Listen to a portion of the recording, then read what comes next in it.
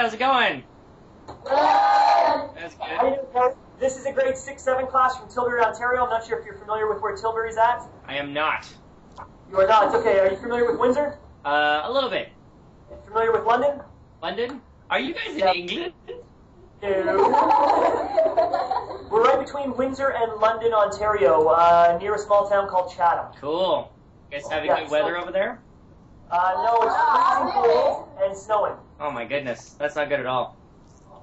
Yeah, we have, so this is a 6-7 class. In the 6-7 class, we've been working on graphic novels for about 3 weeks now, and I've made them responsible for creating a graphic novel where they're going to be fulfilling a graphic novel for a primary audience, usually particularly grades 1 to 3. Cool. So it's fantastic that we have the opportunity to talk with you because you're pretty well-versed in both the story process and the artist process. I think my kids have some really good questions to ask of you. So if you want, I'll turn it over to you and give kind of a brief introduction. It may answer some of the questions that some of my kids have. Okay. And we'll open up Q&A whenever you're ready. Okay, I guess I'll introduce myself. My name is Kelly Tindall. I'm an internationally renowned cartoonist. I make all sorts of stuff. I'm perhaps best known these days for a webcomic I make called Strangebeard about the world's deadliest pirate, who's also a 12-year-old girl.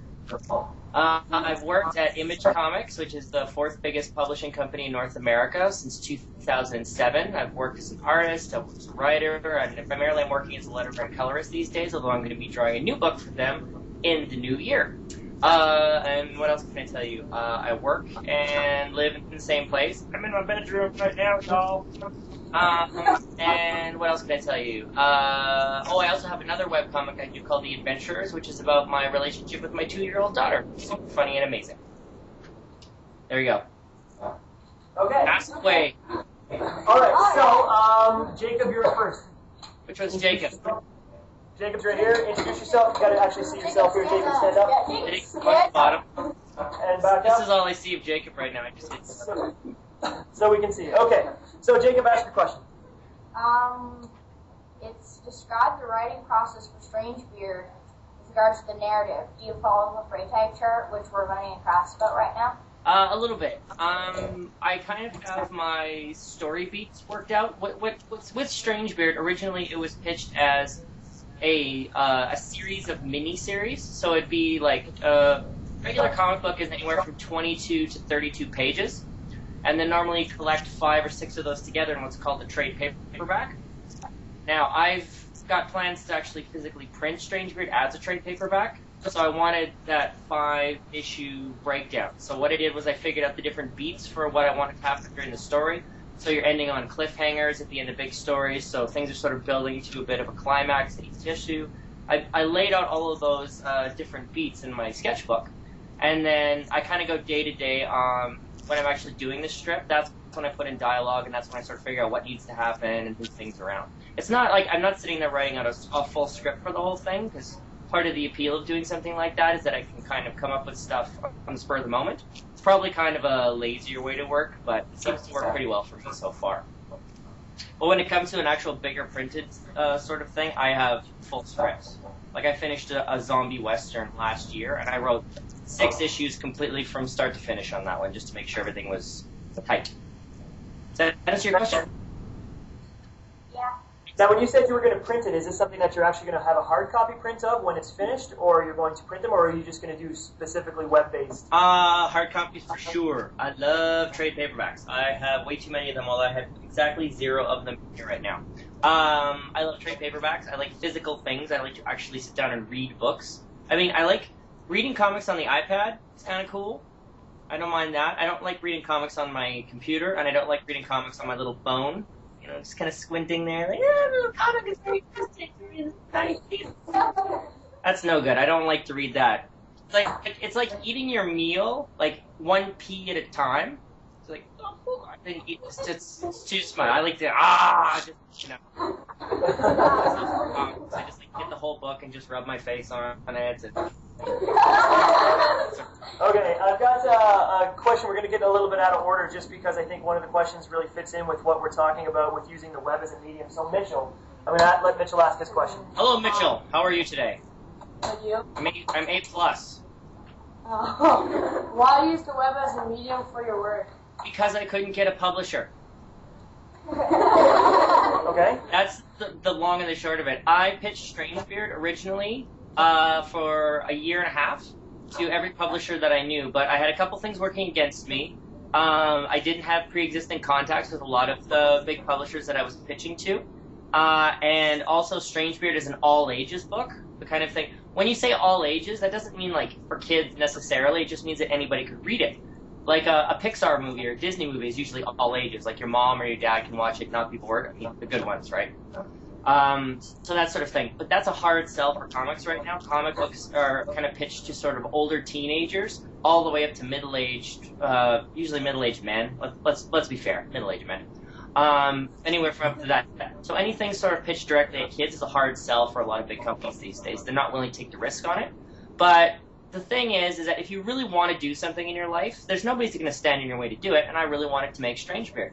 So I decided on a twice-a-week update schedule. I built the website, which wasn't actually that difficult at all, and then I just started updating, and I've been doing it consistently every couple of days since March, the end of March of this year. So my plans are to publish it myself as a trade paperback. I'm probably going to run a Kickstarter for it, let people, my fans pay for it, and then do a run of physical comics, have like 1,000 of these things piled up in here in big boxes, and then send them out to people via the net who can order them or send them out through Amazon, that sort of thing. Okay, I have a follow-up question. Can you describe the publishing process? That's not something that we've actually talked about. We're simply just printing comics using a computer program called Bitstrips, Yeah. and then we're just going to print them off, and then we're going to kind of bind them ourselves. Can you describe the publishing process? You mentioned that it's difficult to find a publisher and someone who's actually got experience doing that. Start with, do the publishing process first, and I'll ask another question afterwards. Okay, I'll break it down how you make a comic. I'll break the process down to you real simple. First of all, there's the creative team. There's usually the writer, this person that writes the comic. There's the penciler that does the penciled artwork for the comic. The inker, who inks the penciled artwork. The colorist, who colors the artwork. The letterer, who puts the word bubbles and things, the sound effects. The skadooshes, and all that sort of stuff inside of all of the comics. There's that guy. And then, from the publishing side of it, there's usually the publisher, who you sometimes deal with. There's sometimes an editor who's like, this word is misspelled, or this little bit doesn't make sense, maybe you could change the dialogue here. And then there's the production staff, the guys who get all the comics ready, they format things properly. They usually make a file called a PDF, and then they'll send it to the publisher, and then or to the actual physical publishing company, the guys who actually put all the ink and stuff onto the paper. And then they'll usually run off a proof for it so they can look at it and make sure everything's fine. And then at the end of the day, you end up with something like this comic book. This is something that I drew, actually. This is the last full-size comic I did. It's called Proof. I'm gonna try. It's a fairly adult book, so I'm gonna find a page that doesn't have any horrible stuff on it. Oh, here we go. Here is a scary lady. Pretty intense. She's a scary lady. When I drew that, I based it on my cousin Becky. I had her jump over the table. Sure, I'm like, Becky, jump! She's like, ah! I drew her really quickly. So what else is going on here? Here's a very exciting scene. Some people on a bus talking to one another. This guy's trying to strike up a conversation with her, and she doesn't want to talk to him. She's just ignoring him. That sort of thing. What else do we do in here? Takes place in a meatpacking plant, so there's lots of really gross stuff. Oh, here's some people working on an assembly line with their knives, chopping up they're making steaks and things. That sort of dealio. So this sort of thing, like, what happens when you make a comic like that is, I mean, I pencil and ink my own stuff. Whoops. Breaking stuff. We're breaking stuff. So when I do a page, for example, I do the pencils and inks myself because I'm a bit of a masochist. So what happens is I'll pencil a page. These are as an actual size page. I'll pencil the page myself, and then I'll go over it with my brushes or my pens. And then you can see this is a Strangebeard page. I don't know if you guys are familiar with Strangebeard. That's her right there. She's a 12-year-old girl who's tied her hair around the back of her head. She's made a beard in the front, and then she's wearing an oversized pirate hat. So here's her talking to her crew of scurvy pirates. She's talking about the ship that they're going to attack. And then she's kind of giving her different jobs to all the crew members. So what I did with this bit is I left lots of space up here. And that's where, on the finished page, the dialogue goes. You know, "Arr, ooh, matey," that sort of jazz. So you want to leave space for that sort of thing. So that's what my pages look like. Then I scan them, and then I color them on the computer, and then I letter them on the computer as well, and then I just upload them to my website after that. But if I was doing that for a bigger company, I'd have to upload these big files to their actual web space, and then they would compile it for me. It's very exciting. Okay, I'll wait and save my question kind of towards the end. So I'll get Lauren Marinzak. Lauren Marin. Hello, Dale. What's your name? My name's Lauren. Your name's Warren? Lauren. Lauren. Okay, I was like, Warren? You got some cruel parents there, Warren. Okay, Lauren, what's your question? What was the first character that you used in a comic? Oh, man. The first character, it was characters, actually. When I was... How old are you guys, by the way? What's your average age? Like, 12. 12? Yeah, Okay. between 10 and 12. So when I was about, I don't know, 14 or 15, I used to go to art classes in the afternoon. My parents would let me take Monday afternoons off, and I'd go to art classes. And there was an art teacher who was teaching watercolor painting to little old ladies. They were doing, like, flowers and stuff. But then I came along, and I was into comic books, and I like Transformers, and Alf, and, like, Justice League, and that sort of thing. So he got me to do my own comics. So I created some characters called the Battle Beetles, who were basically a complete, total ripoff of the Teenage Mutant Ninja Turtles. They were very different because instead of turtles, they were beetles instead. They were cockroaches that fell into some goop that made them into mutants. And instead of them being 4, there was 3 of them. And instead of their master being a rat, their master was instead Mega Man. It was not very imaginative, but those are the first characters that I came up with, and I made a little comic with them where they fight against the mutant turtles, that sort of thing. And that was where I got started. And then I went to college and kind of didn't really worry about comics for a couple of years. And then after that, I started doing a bunch of other stuff, and I created a bunch of different monsters and things. Strangebeard's my first kind of big thing on my own, but I've got tons of other characters I've worked on over the years. There's a zombie cowboy called Eli. He's got a big hole in his head. And, what other things did I do? I came up with a monster that was like a big insect that scuttled on the ground that eats people. And he's got like a lure on his head, like an anglerfish. You know the anglerfish that have the lights? And then you know in Finding Nemo when they have the anglerfish with the light and they try and eat them? He's like that, except the light is shaped like a baby. Because everybody loves babies, so it's like a glowing baby. It's like, woo, glowing baby. And then the bug comes up and goes, and shoots webs out of his mouth, and then wraps them up and then sucks their guts out. That guy was called the Will-O-the-Wisp, I think. That's what we ended up naming him. He got eaten. Yeah, tons of different things. That's the thing. Once you get started creating stuff, you gotta create other characters to sort of fill in the gaps. Like, once you create Batman, you gotta create Alfred, and Robin, and the Joker, and Commissioner Gordon, and Two-Face, and all those different guys to kind of pad out the world. So that's the cool part about making stuff, is coming up with other things that pad out the world. Okay, this is Faith. Hi, Faith. How are you? Good, how are you? Good. I'm just enjoying a beverage. Describe So what was your question, Faith? Pardon? What's your question? Describe your drawing style and how it differs from other artists. Like, for an example, how your Spider-Man looks a little bit more cartoonish than most. So, please describe that. That's because I am a cartoonist. I just have a more cartoony way of working. I kind of fought with that a lot. The thing about style is that people think that style is something you decide upon. But style is what happens when you do a lot of something. Style isn't just for artwork. Like, if you're a gardener, or if you're a baker, or a chef, the way that you cook or the way that you make your garden, that's kind of your style of work. And the more you do it, the more defined it becomes. So basically, what I'm going to recommend to you guys, because you guys are still young and starting out, is just steal from everybody.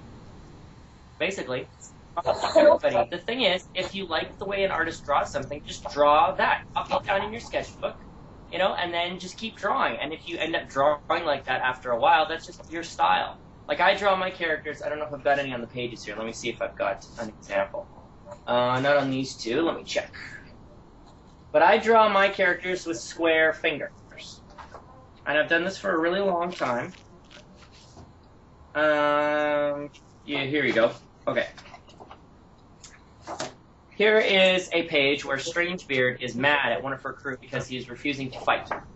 So, on this page, she's putting her head in there, she's going, oh, jeez, oh, gosh. But you can see she's got big, fat, square fingers. Now, when I started drawing big fat square fingers, I thought what I was doing was I was imitating an artist called Mike Mignola, who's somebody I really like, and he draws kind of square fingers, little triangular fingernails. And I thought maybe that was it. But I found out what I was actually doing was copying from a guy that I'd seen 20 years earlier, the guy who made the movie Robin Hood. You know where Robin Hood's a fox? Have you guys seen that one? There's an artist called Milt Kahl, and he drew big hands with big square fingers. So you never know where something's going to come from, but it's something that kind of sticks with you. So basically, you just got to look at everything, copy the stuff that you think is cool, and if you're still drawing like that when you're not looking at somebody else's stuff, that's kind of becomes your style. I'm not saying steal from everybody, and by all means don't plagiarize or anything like that, but you need to look at what's around you and learn from the stuff around you. That's what's going to help you to develop style. And the thing is, too, you need to draw from life as much as you can, because this is the important thing. When you're working in art, it's not about realism, it's about believability.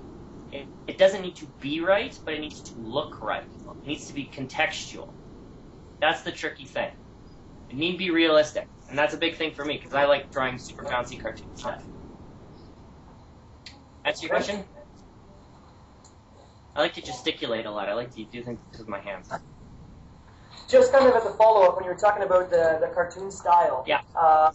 So are you saying that the experience that you had kind of drawing the cartoons is what led you to kind of find that strength? Yeah, I mean, you just got to do something a bunch, and when you're young, you kind of fight against stuff a little bit. Like, you see some guys that you really want to draw like the guy who drew Spider-Man in the 80s. When I was you guys' age, he was named John Romita Jr., he was the best, and he's still working, and he draws this amazing Spider-Man. And I wanted to be him so bad when I was a kid, but I realized after a while that's just not how I draw, and then I realized after a while after that, that's not really what I want to do. I don't really want to draw Spider-Man for a living. I want to draw my own stuff, because I'm never going to own Spider-Man. You just kind of borrow him for a while. You're never going to own Batman. He's owned by a big company. You're never going to own Wolverine. He's owned by a big company. But I own Strangebeard outright. You know, I get to do whatever I want with it. If somebody wants to make a TV show, that's on me. I can say yes, I can say no. If somebody wants to make an app for their phone, or if somebody wants to make a cartoon, or wants to publish something else about it, I get to say yes or no. And a lot of my friends who work in independent comics are very lucky that way. They've got TV shows or movies made out of their stuff. And they wouldn't get a dime from that if it was Spider-Man or something like that. So I'm very big into owning your own stuff, doing your own thing. How difficult is it then to move out of that cartoon realm, or do you find it yourself, because that's your strength, that's what you're always going to do? Well, I mean, you gotta kind of modulate things depending on what the client's looking for. But I think if you are true to yourself and you just do things your own certain way, I think that people respond to that. I think people can tell that you're having fun, can tell that you're interested in what you're doing, and tell that you're making better work. And if you're having a good time, you're gonna make better work automatically. It doesn't feel like work if you're enjoying yourself, right? Okay. Dylan? Come on down. Bump, down. Hello. Hi, what's your name? Dylan? Dylan. What can I do for you, Dylan? Can you describe the process of editing stuff from your mind into your published work? What do you mean by editing? Like paring things down? Yeah, like when you think of something and then you narrow it down into what you publish. Right. Okay, well, the most important thing when you're working on a story is you need to be true to the characters. You can have your plot that you've got set out, what you want to have happen. It's like, oh, well, if you're doing a superhero book, for example, Robot Face is going to attack the city and steal all of the gold, so Ninja Girl has to go stop Robot Face from stealing all of the gold. That's not your story, that's your plot. Now what makes it interesting is why Ninja Girl is the one that's got to fight against Robot Face. And then you get into the psychology of why Robot Face is in that. Why does he need gold? Why is he a bad guy? Why doesn't he just invest in the stock market in gold that way? Why does he have to go on a rampage, this giant mechanical killing dinosaur or whatever? You got to get into the heads of the characters. And when it comes to something like Strangebeard, I do my best to make sure that the plot sort of follows along with the characters are doing. Because Jenny, in my story, the main character, Strangebeard herself, is a 12-year-old girl. 12-year-olds are crazy. You guys are crazy. You guys know you're crazy. Yeah? You all? Oh, yeah. Because you're still, you're in that gray zone between being a kid and then you become a teenager and you gotta deal with all that junk and that's just weird. and the people are kind of still treating you like a kid, but you want to be an adult, but then, you know, they don't want you to burn their house down, and there's all this sort of stuff. So that's a big thing for me with Jenny, is that she's a kid, but she's kind of having to grow up really fast and be around these scurvy pirates and all this sort of thing. So a lot of the action is sort of dictated on how she feels about things. The story that I'm doing right now, they've got their pirate ship, they're out on the water, and they're attacking their first ship. Because she thinks that's what a pirate does, but she doesn't realize that the first ship that she's attacking is completely filled with vampires. She thinks that it's just a harmless fishing vessel, but since she's young and she doesn't really know what she's doing yet, she jumps over to the boat, she's got the sword, she's like, "Avast, I'm going to steal your gold," and there's a couple of vampires on board, and they're like, "Oh yeah, the gold's in the basement." So now she's going down to the hold of the ship. She's going to be trapped down there in the dark, but she doesn't realize she's setting herself up for a trap because she doesn't have that experience yet. So that was a character-based choice that I made. I mean, all the signs point to it being a problem. The vampires are acting weird. Her dog is scared. Like, there's all sorts of stuff. And if she was there with an older person, the older person might be like, whoa, whoa, whoa, this is maybe a problem. But she's learning, and she's going to have to get out of that problem herself. Character-based, character. Try and figure out what your character does. And if you're having a hard time figuring out your character, just give them some stuff they like. What's your character's favorite color? What's your character's favorite TV show? What kind of clothes does your character wear to go to bed? What's your character's favorite food? Does your character have a dog? Does your character have parents? Are your character's parents divorced? Does your character have a brother or a sister? Does your character, burst into flames whenever they're happy? All these little things you can do. It's all about sort of just developing that character, because that's the interesting thing. Have you guys seen Iron Man, the first Iron Man movie? Yeah. See, the reason that's a good movie is not because Iron Man runs around punching stuff in his giant Iron Man costume. The reason that it's cool is that Tony Stark is an interesting character. Like, when he's building the Iron Man costume, he's flying around and causing trouble and hurting himself. That's awesome, because that's character-based. He's, like, really cocky, he's trying to figure things out, he's sort of forgetting about the other stuff in his life and letting problems build up. It's all character. The movie is, like, 2/3 character building, and then a little bit of action at the beginning and the middle of the end. I love stuff like that. I think that's very clever. I kind of have another follow-up question. When you're doing freelance stuff and you're hired by somebody, how much creative control do you have over what the story says and what you're putting down on paper? Or does the publisher come to you and say, okay, we want this to look like this, and we want this panel to be full page? And do they give you that kind of creative control, or do they kind of dictate what you're going to be drawing and then you just kind of fill in the blanks? You mean as though, like, work for hire comic book work? Yeah, like, let's say someone hires you to do something outside of the realm of the cartoon stuff, outside of the Strangebeard stuff, and they say, okay, so this is the story. Do they give you the story and they just say, okay, run with it, it's your kind of illustration baby now, and you make it grow? Or do they say, here are the limitations that you have, do it within the constraints of this? It depends on the person, a lot of the time. We're working on a book right now called Bedlam. It's a very serious, very adult book. It's about a serial killer who becomes reformed and goes to work for the police in secret. It's a very dark book. It's very weird.